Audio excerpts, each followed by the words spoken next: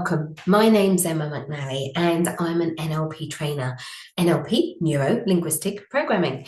And today I'm going to be talking to you a little bit about what is NLP, the history of NLP, where it came from, and share with you too some phenomenal models that you can use straight away in your life. So maybe you've done some NLP before, maybe it was years ago and you can't quite remember it. Maybe you've done it on training courses or you read a book about it.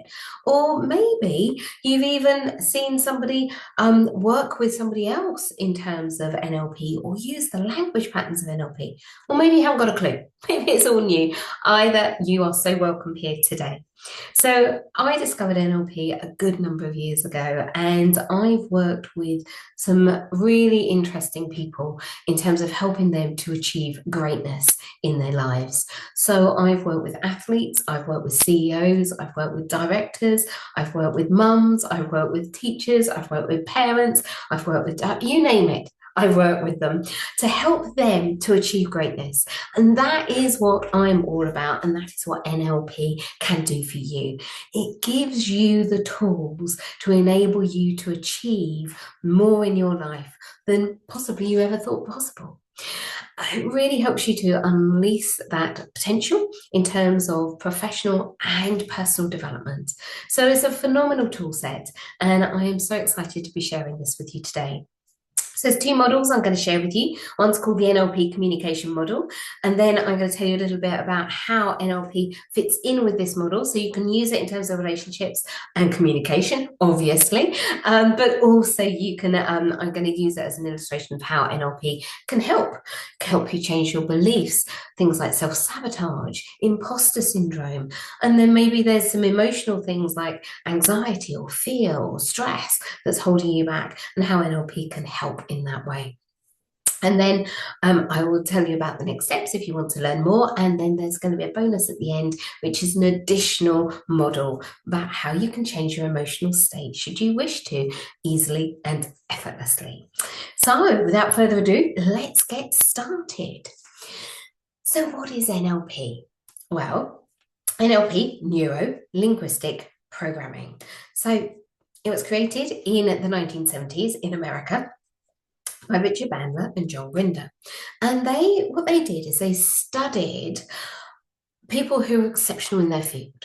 So NLP, at the heart of NLP, is about modeling and about this idea if that somebody else can do something really, really well, then if we studied how they did it and took on exactly the same methodology, then we will get similar results. So, makes sense. That's how it started. And who they actually modelled was Virginia Satir, Fritz Perls, and Milton Erickson. Now, these three people were phenomenal in the last century.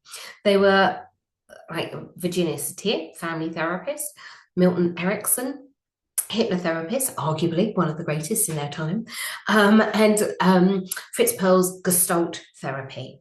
So basically they said, well, actually, how are they able to make some and help people have incredible change and breakthroughs in their situations that maybe they felt stuck, just through the language they used? So this is where it all started, in understanding language patterns, because language helps to unlock all sorts of things, or lock down depending on how it's used. So this was where it all started. They modelled and found out how they did what they did, finding out those language patterns, which become the heart of NLP. So the neuro part is about how we think and how we process information. The L part is linguistics, so that's language and communication, not just with other people, but also how we're communicating with ourselves. What do we say to ourselves? And then the P bit is about programming. So you've got to remember, it was the 1970s and computer programming was a real big thing then. So they were really looking about patterns of behavior and, more importantly, how to make changes.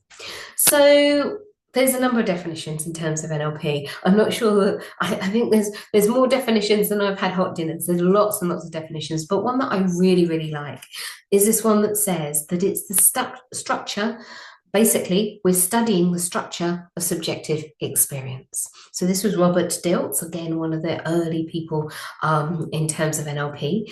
So what he was saying is that our experience, we create in our own way, and this is what this model is going to show you how. So we create our own experience, and that experience is subjective. So if I've experienced something and you've experienced it, it will be different, okay? But actually, if we understand how we've created that, so our experience is subjective, if we know how we've created it, then we can learn how to change it if our experience isn't working right. So let me give you some examples of just some of the changes that you could make. So I've worked with people who had a fear of flying. Okay, so their experience, so I could get on a plane and they could get on a plane, both of us together. My experience is, oh, it was a great flight. I was able to watch films and I got fed and how fabulous. Their experience, they could have been petrified. Does that make sense? So their experience is their own reality, but it's subjective, and mine is my experience. So if we understand how we've created that, how they've created the phobia, for example, of flying, then we can learn how, or they can learn how to change that. So that's one of the things with NLP. It is all about change, and it's all about choice. So when you know these things, it's a bit like having a Ferrari. Amazing, awesome, but the fun comes when you actually get in and drive it. And that's the joy of NLP. It's phenomenal, and the power comes when you use it. So there's lots and lots of case studies. Phobia is just one thing that you could use NLP to help you with. So if you're interested to know more case studies, the ANLP, the Association of NLP, have many, many case studies, and I've also got them on my website, which is www.achieveyourgreatness.co.uk, of how NLP can help transform your life. So let's talk about this NLP communication model. So if you've ever had a time where maybe it was a friend or a family member and they acted or behaved in a way that you thought, oh, that's a bit unusual, didn't see that one coming, or maybe you yourself have reacted in a way, or maybe you've got a relationship that you're finding less than easy, one of those tricksy kind of relationships. This model helps us to understand what's going on. It's almost like we're going to press pause on our autopilot of our life. Press pause, understand what's going on, and then, should we wish to, make some changes, and then we're going to press start again, all right, at the end. So let's talk about how this model works. So basically, an external event might occur. So that could be anything. We're bombarded, they reckon, with over 2 million bits of information at any one time. So if you just look around you, and I'm looking around my room, so I've got lights, I've got the computer screen, I've got, the colours, all sorts of things. There's a road outside, so I might be hearing cars going past. Then all of these elements, all of these things are impacting us at all time. So we are taking in information through our 5 senses: what we see, what we feel, what we hear, what we smell, and what we taste. That is how we take information in.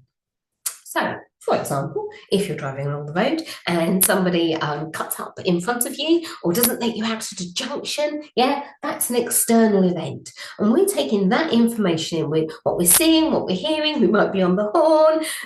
There might be some expletives, I don't know, that are said. So all of that information we're taking in. Now, the issue is our conscious mind, so that's the thinking, rational, logical part of our brain, has a limited capacity. So they reckon that we can only process 7 plus or minus 2 chunks of information at any one time. So if you think about that, that's why if, for example, I don't know, you were in a bar and it was with a group of friends and it was your turn to get the drinks in, you might remember the first 3 or 4 or 5, but then when it gets to about number 7 or 8 and 9 and number 12, you're not remembering so easily what those people want, because consciously we can only hold a certain amount of information.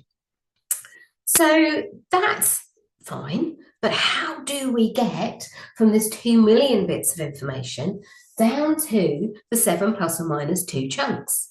And they reckon, so the research behind this is cognitive load theory. Basically, what they're reckoning is that we're actually able to retain and hold in our conscious mind less, because we're bombarded with so much information with the internet and social media and all of this sort of thing that's going on nowadays. So to get from those 2 million to the 7 plus or minus 2 chunks, we have 3 filters that I want to talk to you about, okay? Deletion, distortion, and generalization. So we're going to take generalization first of all. So another name for generalization is beliefs, okay? So generalization or a belief. So generalizations are created and we download these from people around us. So from a psychology point of view, so we talk a lot about psychology and a lot about neuroscience within NLP. So the psychology stuff really helps to inform the why we do what we do. And then the NLP helps us to do the so what. So how can we change it? So it's very much about applied psychology. So Piaget, from a psychology point of view, reckons that by the age of 7, we have downloaded our main beliefs, okay, from those people around us. So whether that's our teachers, our family members, carers, telly, media, all of that sort of thing. And those beliefs and values around what's right and what's wrong and how the world should operate, okay? So those beliefs we download. So once we've got those generalizations, what then happens is we have the other filters, which is deletion and distortion. So deletion is where we take information in, but we delete some of it, okay? So if you've ever, for example, been looking for your keys and you've hunted high and low and you looked in every single drawer and you can't find them, and then you go back to where you started and there they are. That's your deletion filter in playing out, okay? So if you just have a look around your room and where you are at this moment and count the number of blue things that you've got, close your eyes for me. How many yellow things did you notice? Okay, get a number, open your eyes, look around and count. Were you right? Okay, so this is really interesting, okay? Because you are consciously thinking about something else, we miss some bits, okay? We delete those bits. That's what the deletion filter does. Okay, so we've got this generalization. So the generalization, like I say, we've built that up and over time. So it can be a repetitive thing, so a number of times to create a generalization, or it can be a significant emotional event that creates a generalization. So if you've ever been working with little children and you're teaching them animals, for example, and you show them a picture of a cat and they go, cat, and you go, the child is a genius. They already know that a cat's a cat.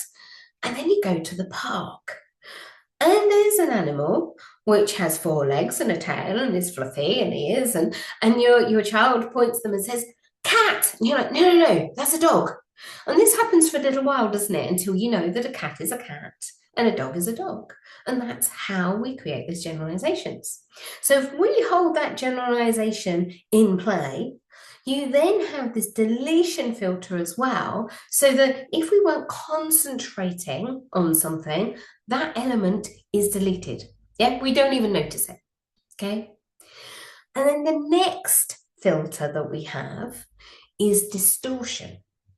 So your distortion filter, again, is where we see things in a slightly different perspective than maybe other people. Okay, so distortion, for example, this, so it's also known as the creativity filter. So this, at one point, this flip chart may have been a slate at one point, and nowadays it's a whiteboard. Yeah, so can you see how you distort it and said, oh, how can I use it in a different kind of way? Okay, so another idea around distortion, there's a number of experiments that's happened around culture and that sort of thing. So it was called the Five Monkeys experiment, and it was a while back. And what happened is they had a cage with monkeys in, five monkeys, and they had a sort of ladder up to the top where the keeper would put their food. And every time the keeper was going to give them bananas, he sprayed them with ice cold water so that he could get the bananas in. So basically, this happened a number of times. And the monkeys learned not to climb up until the bananas had been put into the cage. And then one by one, they replaced those monkeys. Okay, they replaced them with new monkeys until not one of the original monkeys were there. And guess what? When the keeper came, nobody went up that ladder to get the bananas. So, this is how culture within an organization occurs. This is how we have habits that become out of date, is because actually they may have been relevant at that time, but we're distorting reality now. So, these filters work together. Okay, so imagine maybe you're playing sport. Okay, so maybe somebody has a generalization or a belief that they're really good at playing sport. Then, if they do a shot that's a little bit dodgy, they may not even notice. So they may absolutely ignore it. And then, if they did it again or somebody brought it to their attention, they go, oh, it was just one of those things. It's fine. Because their belief is still aligned. Does that make sense? So they've distorted and deleted information to keep that belief true. Now, that's fabulous because that's a really useful, healthy, and supportive belief. But what happens if that belief is less than helpful? What happens if it's not supportive and not useful? So maybe they don't believe that they're good at sport, or maybe they're playing tennis. They're playing tennis and they hit a fabulous serve. Okay. And somebody turns around and says, gosh, that was a really good shot. And they go, what shot? Didn't even notice it. Yeah. And then if they do it again, they'll say, oh, it was only a fluke. It was just a fluke. I couldn't do it again. Oh, no. Yeah. Does that make sense? So, this idea of it being almost a dynamic model that if we have a really strong belief, we delete and distort information to keep that belief alive. Now, that's all very well if it's useful, like I say, but if it's not so useful, then with NLP, we can change those beliefs. We can change some of those core beliefs around not being good enough, about maybe not being good at sport, or maybe not being good at relationships, or that the world isn't a great place, or all of those beliefs that are impacting on us. So as you can imagine, this is almost like a chain reaction. So an event happens, and our filters, our generalizations, deletion, and distortion, takes that information down to a more manageable amount. And we've created those filters through our beliefs, like we've talked about, our language that we've used, our memories. Okay, so something that we may have remembered years ago will impact on that. Something called meta programs. So that's like the structure of personality. So you may have come across things like disc profiling or Myers-Briggs or any of those personalities. They're all meta programs. So structure of personality. We've also got attitudes that impact on those filters, and the time, the space, the language that's being used, all of those things over time creates a belief system when then we delete and distort to keep that alive. So does that make sense?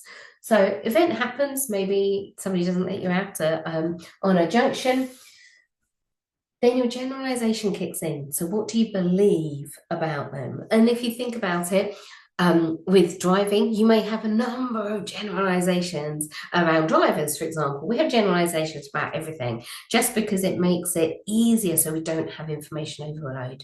So go through those filters.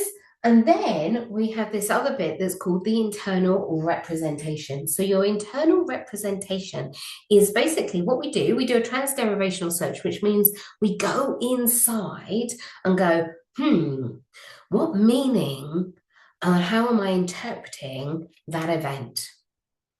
How am I going to create meaning so that it makes sense to me? This is the subjective part, okay? Does that make sense? So the internal representation, it might be that you go back in and you go, I've had something similar to that before. I remember exactly that junction and the same person, or I had something similar. And then we might recall an image around that, depending on how visual you are. You might have an image, or you might have some sounds connected to it, maybe some feelings connected to it, okay? And so once you tap into those, you've created meaning and go, okay, it's a one of those. It's a that kind of type of driver. Does that make sense? So that interpretation, what happens, and remember, this is happening at the speed of light, so really, really quickly, impacts our state. And our state is how we feel about that situation. So suddenly what we've got is the events happened, we've gone through our filters, we've created meaning, and then it's like, how do we feel? Okay. So given the example with sport, with those beliefs, if you believe that you were good at sport, yeah, maybe you missed a shot, you believe you were good at sport, you may have deleted it the first time, but then you realize that you didn't do a good shot, somebody had brought it to your conscious awareness, then you put a meaning to it. Now, if your belief is that, well, I'm good at sport, then your meaning is like, oh, well, it was just a poor shot. Whatever, I've learned from it. Yeah, does that make sense? And your state, you're still going to feel okay. You're going to feel positive, and you're going to still want to be motivated to carry on playing. Does that make sense? That also impacts on your physiology, so how you feel. Because how you feel impacts on how physically impacts on how you feel emotionally, and the meaning that you are putting onto that event. So those three things are intrinsically linked. Okay, so that's why if, for example, you're a morning person and you get a tricky conversation or a complaint come in, if you're working in an office, then you'll be okay. Yeah, I've got resources, I can deal with it. Yeah, I'm feeling resourceful, my state's good. If, however, it's last thing on a Friday and you had a really long and stressful day, then if you're physically tired, that's going to impact on how you feel. Okay, so they're intrinsically linked, okay, including the meaning. So if we've got a positive meaning, like I was saying about sport, when you're doing it well, then great, you're going to feel resourceful and physically you're going to be okay. If, however, you had a belief here that you weren't good at sport and you missed a shot, your meaning would be, oh, I told you I wasn't very good. And you remember all of the times, even if not consciously, that something similar happened. See, I told you I couldn't do that. So again, reinforcing your state. Yeah, you might feel a bit dejected, less than motivated. Yeah. And that then will impact on your physiology. Okay. That then drives your behavior. So your behavior is what you say and what you do. Okay. So there's often people playing tennis that get frustrated, and they throw down their racket and shout and scream and all of that sort of thing. Yeah. And you can see how that may have happened for them. So it really impacts on their behavior, what they say and what they do. And that eventually will impact their outcome. Okay. So their outcome as in how it, at the end of the day, relates to them and how it's turned out for them, basically. So the interesting thing about this is that this happens at the speed of light. So somebody cuts you up, and before you know it, your hand is on the horn, and your outcome, you're feeling, you're upset. Yeah, or you're angry, maybe about yourself or the other person. The whole situation is not a great outcome. Okay, so what happens is, in terms of behavior, and this is why it's interesting in terms of relationships, what we tend to see is just that behavior part. That's the only part that we can see. We may see a little bit of physiology for somebody else, but not a lot. The majority of all we're seeing is the behavior. But all of this is happening behind the scenes. Yeah, if you looked inside their brains, that all of this would be going on. And this is where it becomes interesting. Because from an NLP perspective, we look at the behaviors and we know that there's a positive intention behind it. So if we know that somebody's acted or reacted in a particular way, then We can be curious as to about what's going on. I wonder what they believe about themselves to have acted in that way. I wonder how they were interpreting that event. I wonder how they're feeling about this. I wonder if physically they're okay. Does that make sense? So again, rather than being judgmental, which is, unfortunately sometimes our default position, we can start to become curious and go, well, okay, I wonder what's happening in their world, because we don't know what's happening in that other person's world. Yeah? Does that make sense? So that then impacts on our outcome. So let me give you an example. So years ago, I had an op. It was only a minor op, but what had happened a couple of years previously is my dad had been given too much anesthetic on the operating table. So I had a generalization of belief that had been created through a memory that I was going to die on the operating table. Less than helpful belief that if you're going to go in for an operation, okay? So my interpretation, so that the surgeon came in and an anaesthetist and they started to tell me about all the things they were going to do. And so my meaning was, this is really frightening, this is scary, this is not safe. That's how I was feeling. My state, emotional state, I was actually in tears. So I was really anxious, really anxious. This was a number of years ago, before I learned about NLP. And my physiology around it, well, my blood pressure was so high that they sent me home because they weren't prepared to operate. Okay. So all of that was happening. My behavior, I was crying and I wasn't in a good place at all. And the outcome, well, they sent me home and they said, right, go and sort yourself out and come back when you have. So I went off and learned NLP. So I went and learned, as you are today. I did a taster session and then went on to do my practitioner course. And I learned how to change those generalizations, to change those beliefs that weren't working for me, because it wasn't very helpful to have a belief that I was going to die. Yeah, does that make sense? So I changed that. I also changed my emotional state and changed the fear around it and the anxiety, got rid of that. I looked after myself, so physically I was feeling better. I interpreted it differently. So then the next time I went in, because I still needed the operation, yeah, the external event occurred. Next time that I went in, I believed that I was going to be okay. My meaning was like, it is safe, it's okay, it's going to be fine. My state, resourceful, calm, and actually at peace. My physiology, my blood pressure was lower, and it was absolutely fine. My behavior, I was laughing and joking and chatting and everything was good, and the outcome, went through the operation fine and got back and recovered really quickly. So what then happened, so completely different, just by changing my beliefs and my state and my interpretation. Does that make sense? So my behavior then changed. So this is like a chain reaction. What then happens is, once you've had that outcome, if something similar happens again, you go around again and reinforce it. So that's why, if you've got an unhelpful belief or an unhelpful emotion, what can happen is it feels like, oh, I've been on this cycle before. Have you noticed that's ever happened? Oh, I've been on this road before. So what we do in NLP is to be able to change that. So shorthand version of this is event plus response equals outcome. Now, the event may or may not be within our control. In NLP, we like to set well-formed outcomes. We like to know that we can control some stuff, and the bit that we can control is the R. We can control our response. So if you've ever read Man's Search of Meaning, fabulous book by Viktor Frankl, he was basically said that there's a gap between what people were doing to him, and it was horrible, hideous things that were happening to him in concentration camp. There was a gap between, and that gap is where he had choice as to how he was going to respond. So NLP is all about choice. Because these events, they might be outside of our control. We can't always control what is going on in our lives. Yeah, we can control some things, but not everything.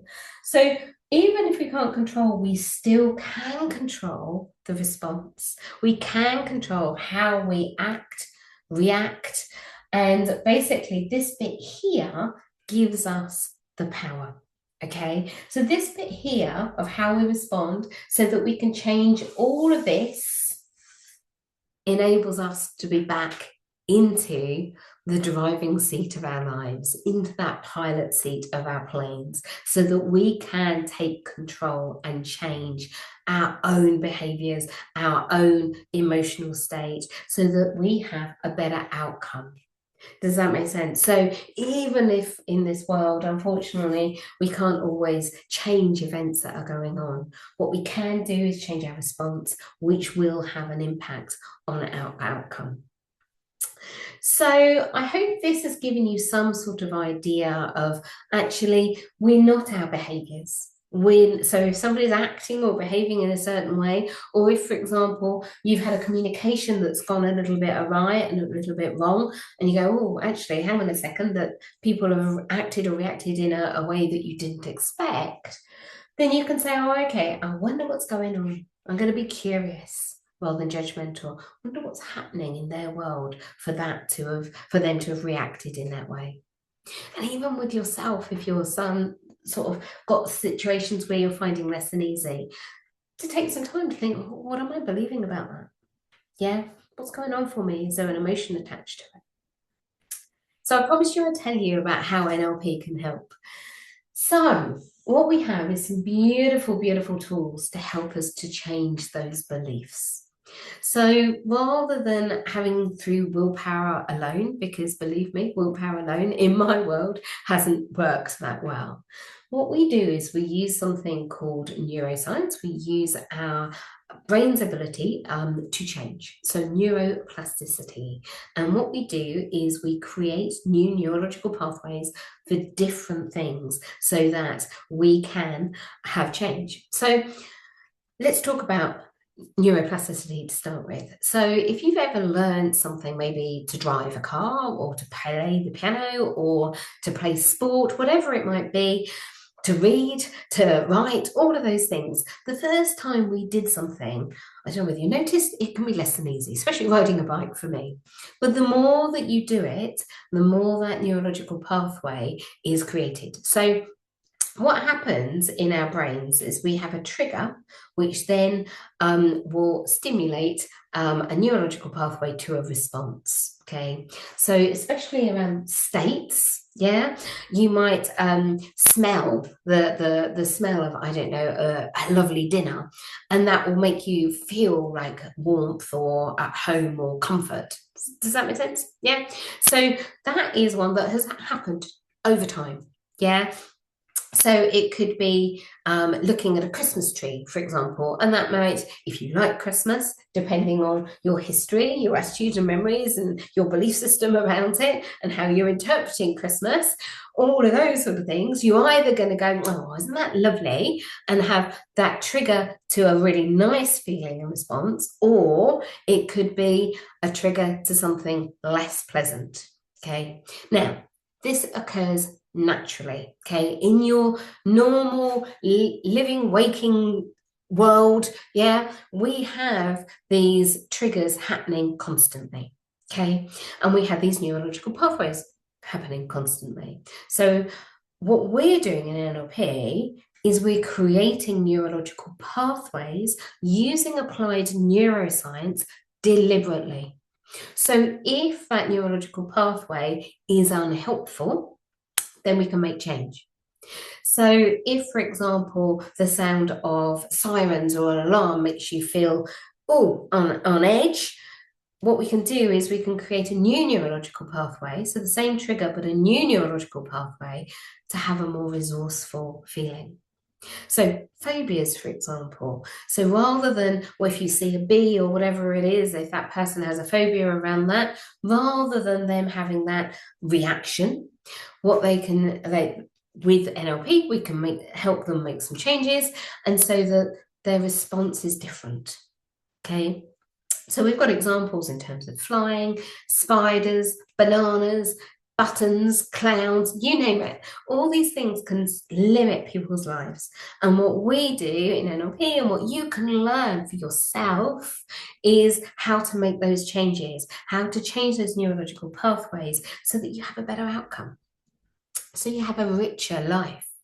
So you have a more full and enjoyable, and I can't promise you a perfect life. I really can't. But what I can do is give you some tools to make your life easier. So we've got beautiful tools to change our belief systems. So some of the belief systems that I've worked with, if you've ever met anybody who's had imposter syndrome or self-sabotage, that's because there's a belief system that's sitting behind there that's less than helpful. Yeah, so we can change the beliefs. We can also look at how we're interpreting things, the lens through which we're seeing the world. And if that's not working for us, again, we have tools and techniques to enable us to change this. Now, I can't change your history, absolutely. But what I can do is change how you feel about it, and so that your history does not have to dictate your future. Okay, so that you can have something different should you wish to. We also have some fabulous tools around behavior so that we can break those old habits that maybe you're finding that you don't want to do anymore, and creating some new beautiful behaviors and habits that are supportive and helpful and useful. And also, we can create some exciting outcomes. So, things that you really, really want to achieve in your life. And as we say, what we do is we do stuff called modeling in NLP. So, if somebody else is achieving what you want, you learn how to model them, their values, their beliefs, their strategies, all of this sort of thing, and then apply it yourself so you can have a similar level of success.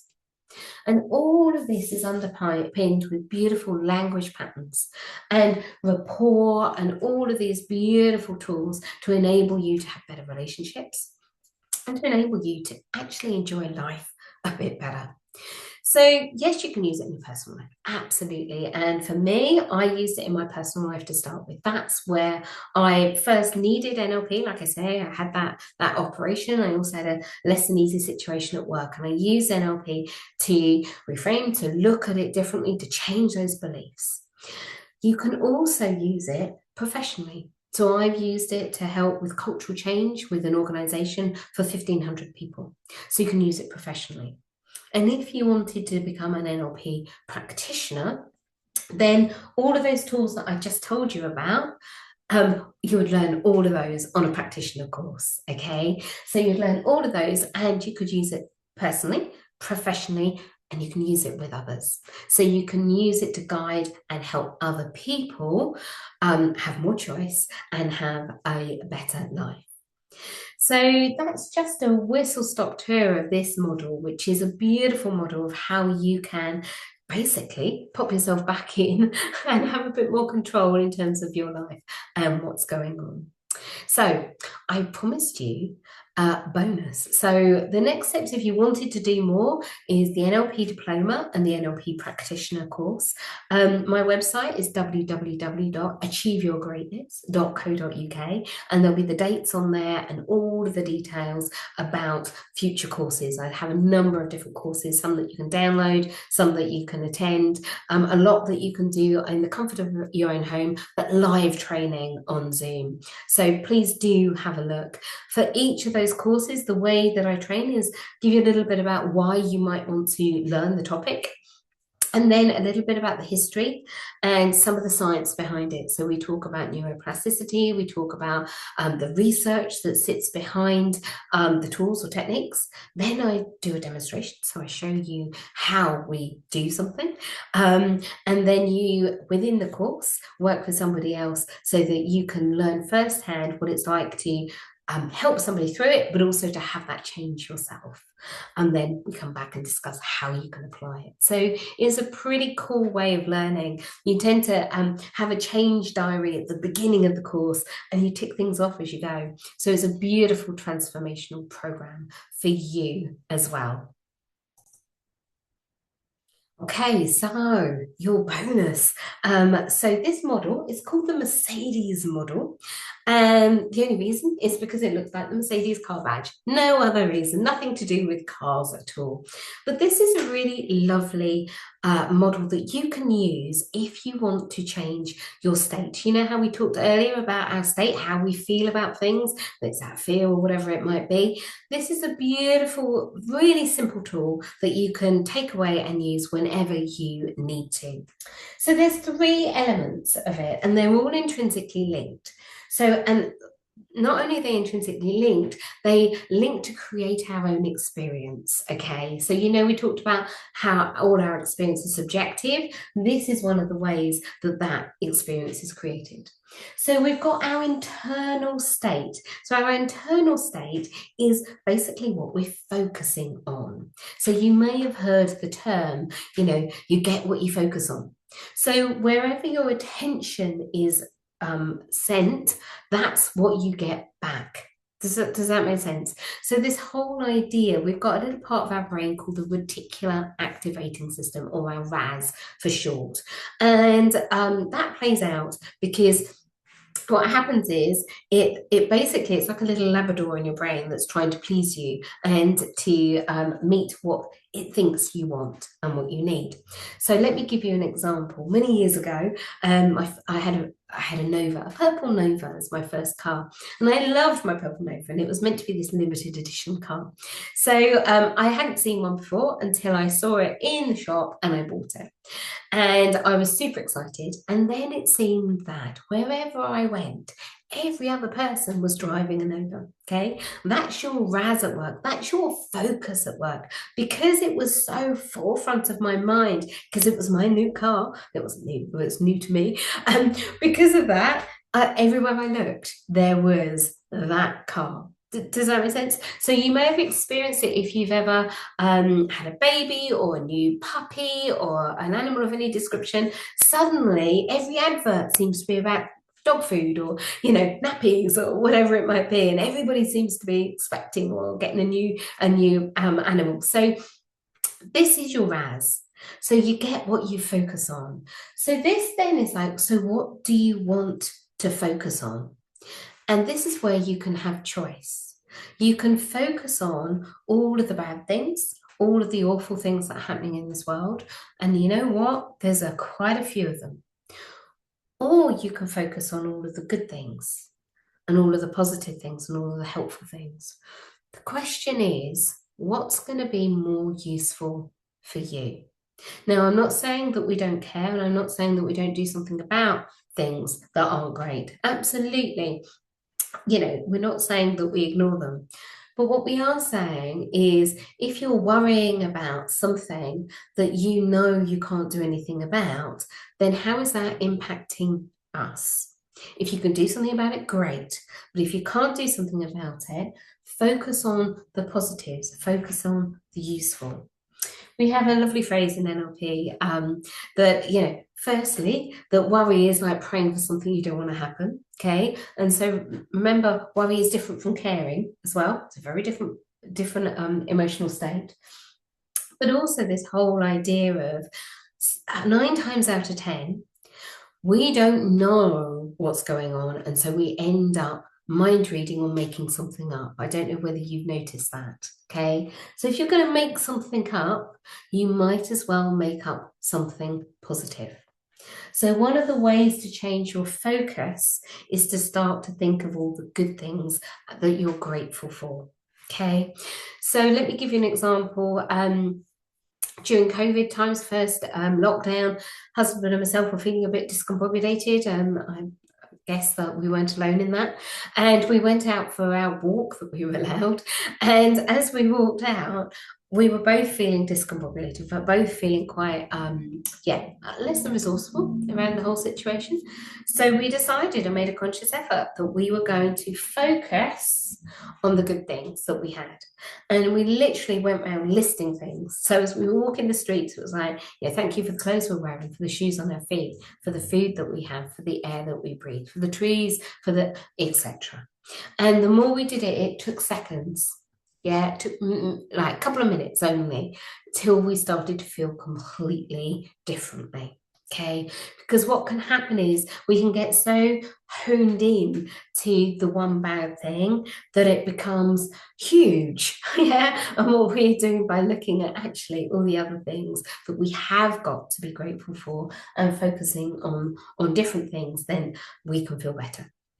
So that's a nice, easy one. All right. So all we have to do is change our focus and start listing and thinking of the things that we're grateful for and focusing on what we want rather than what we don't want. Because our brains, they're super clever, but what happens in our brains, linguistically wise, we cannot process negation. So what that means is our brains can't process negatives. So if I say, I don't want to be stressed, the neurological pathway that we talked about earlier of stress will fire because every single word we use fires off a neurological pathway. That will fire before I then have to go, so what's not stressed? Yeah. And so, that means relax. But we don't tend to do that bit. We just feel stressed. Well, I don't want to be stressed. I don't want to be tired. Oh, I don't want to be in pain. Yeah. So the neurological pathway of pain or tired or stress will fire first. So when we're communicating, say what we want rather than what we don't want. Does that make sense? Yeah, so that's why if you've ever so this is going on to the language one, if you've ever had people that have walked up climbed up a ladder and you go, oh, whatever you do, don't look down. Yeah, and first thing you do, you look down. Yeah, went to the opticians and they're like, oh, whatever you do, don't move, and you moved. Does that make sense? So say what you want rather than what you don't want. Okay, so I'm going to show you a little video on language because we think language is just the words we use, but actually it's not. The words we use have an impact on us physically. There's something called psychoneuroimmunology. So basically, our words and our thoughts impact us physically. That also impacts our immune system. So this piece of research in terms of neuroscience is that our thoughts and our neurology and our immune system and our physical being, we're all linked. We are one system, okay? So I've got a little video that I'm going to share with you about the power of our language. Hello, Emma McNally here from Achieve Your Greatness, and today I've got a very short video for you about the power of your language and how the words that we use can affect our physiology. Now, we may not realise this, but actually it has a really big impact on our physiology. So I have got my gorgeous husband to help me today, and so he's going to come and we're going to do a quick demonstration for you just to show you what it's like. And you can do this at home with your friends and family afterwards, so I'll show you how to do it. So welcome, Sean. Come in. Hi, how you doing? You good? Yes, very good, thank you. Okay, great stuff. So what I would like you to do is I'd like you to pop your arm out like that for me. Okay. And what I'm going to do is I'm just going to find out how strong you are. We call it calibration in the NLP world. And what I'm going to do is I'm just going to see how strong you are. Clearly quite a lot taller than me, for those of you who are observing this. Okay, so yes. Okay, so I'm going to pull down, okay? Yep. So try and resist me. I know, tricky, hey? Okay, good stuff, nice and strong. Okay, what I want you to do now is to hold your arm out there and to go, I'm strong like Superman, I'm strong like Superman, I'm strong like Superman. Okay? Yep. Off you go. I'm strong like Superman, I'm strong like Superman, I'm strong like Superman, I'm strong like Superman. And he is, thank you very much. Now what I would like you to do is I'd like you to go, I'm weak and pathetic, I'm weak and pathetic, I'm weak and pathetic. That's going to be a struggle. It's going to be a struggle, but try for me. Try. Weak and pathetic. You ready? Okay. Okay.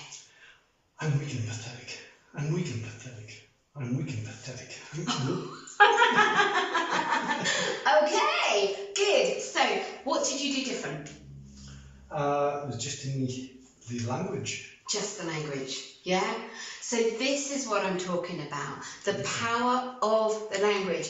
If you don't believe it, go and find somebody. Obviously, make sure that they haven't got an injury or something on their arm.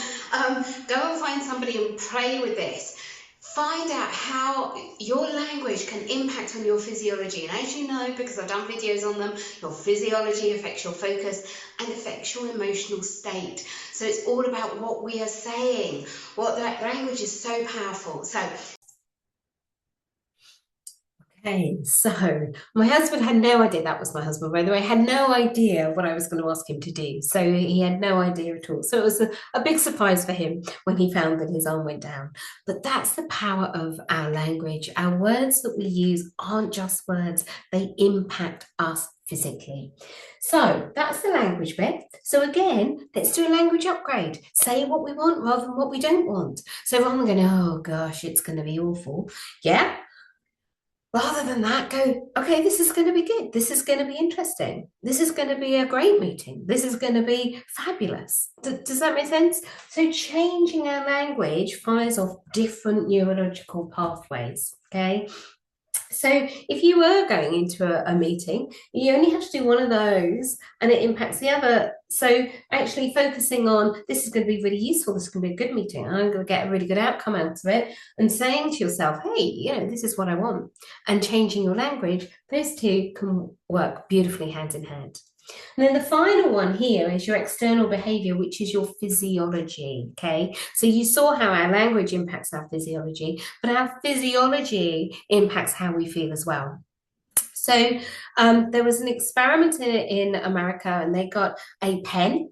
And basically, what they did is let me show you what they did. They split a cinema in half, and half of them, they gave them a pen and asked them to put it in their mouth like that. So smiling, yeah. And then half of them to put it in as if it was a straw, like that. And then they got them to watch some cartoons and then afterwards to rate how much they enjoyed it. And guess what? The people had it like that as a smile, rated that they enjoyed it far more than those that had it as a straw. So there's a number of reasons why this could happen, including your muscles in your face, etc. But actually, it's about us thinking about our physiology. So if, for example, you stand up straight, you're going to feel very different than when you're slumped over. So changing our physiology. So again, going back to, say you were doing a presentation in that meeting, so standing how you stand when you're confident will help you to feel more confident. Okay, if you're slumped over, it's very tricky to feel confident. So changing your physiology or changing your focus, what you're thinking about, or change your language, what you're saying to yourself and to others, change one of those, and that will impact on you and how you feel. So that's a whistle stop tour about how you could change one of those things to have a very different experience. So I hope you've really enjoyed the taster today. Thank you for being here and spending some time. If you want to know more about NLP, please reach out and contact me. I would love to hear from you. My website is probably the best way to contact me is www.achieveyourgreatness.co.uk. There's a whole contact bit that you can just fill out and we can have a chat and we can have one-to-ones and find out where you're at and what NLP can do to help you. If you want to read more about the subject, then I've got my book, Who's Flying Your Plane? How to Master the Controls of Your Life. That's available on Audible, on hardback, paperback, and Kindle. So yeah, you've got that if you want to cover those models that we talked about today, cover them in more detail in that, plus many other models.